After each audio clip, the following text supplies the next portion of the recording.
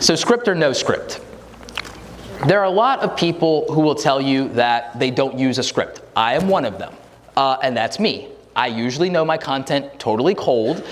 It's usually for me a matter of storytelling, speaking from experience, and that's probably why I'm on this stage right now. But that's not for everybody.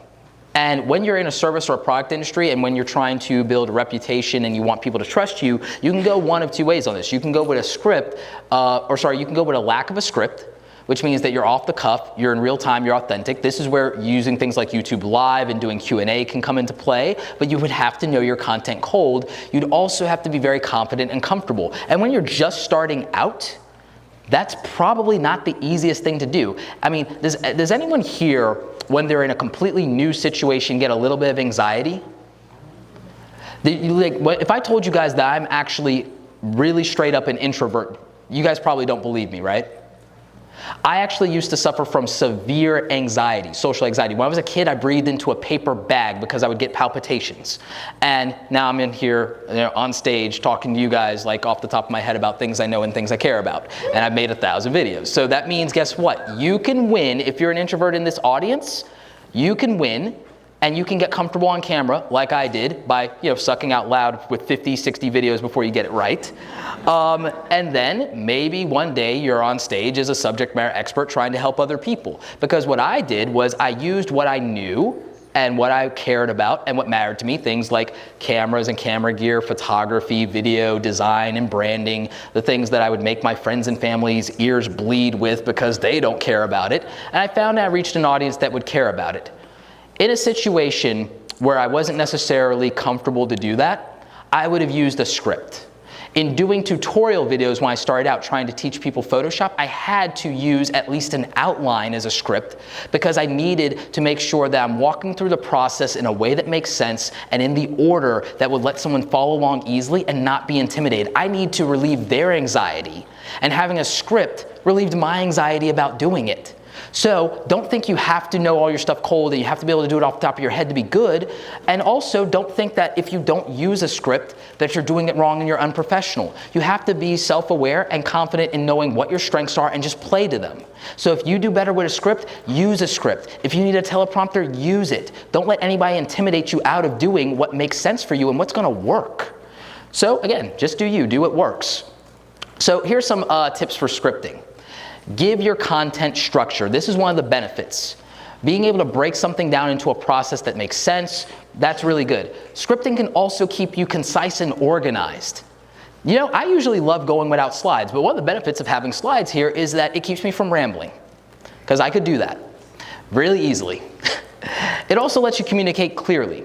Being able to communicate your point clearly is going to be part of what creates quality for people. It's quality of experience. Again, not about fancy, expensive camera gear. It's about quality of experience. And quality of experience is what is going to happen when you are clear, when you're making points, when you relate to people. And what's going to help some of you do that is knowing where you're going. In the same way that an idea is a destination and then the execution is the path, a script is that, and the performance is the path to delivering on that.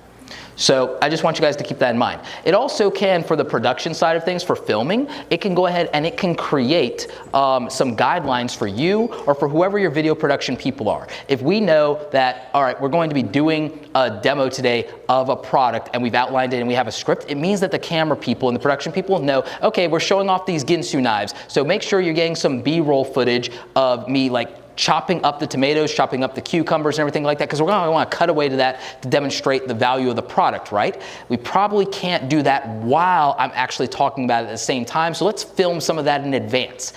Scripts let you do that. If you're doing everything improv, you have no choice but to rely on your charisma and your ability to deliver in real time and on the value of your content.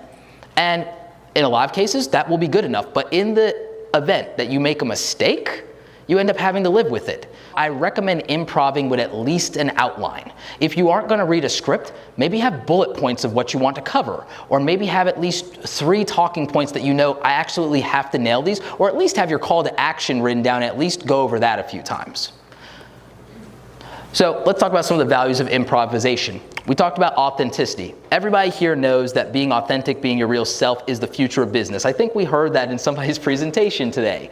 So I would encourage you to explore how you can eventually get into situations where you can just go in real time or off the top of your head, or use some type of improvisation and get yourself and remember, you could do this even if you're not going to publish it, even if you're not going to put it out into the world. You could do it just to get used to it and to build up. And then it means if you do a little bit of improv, by the time you do a script, if you are forced to go off script, you will be comfortable because you have the experience of it before. So you can look at that.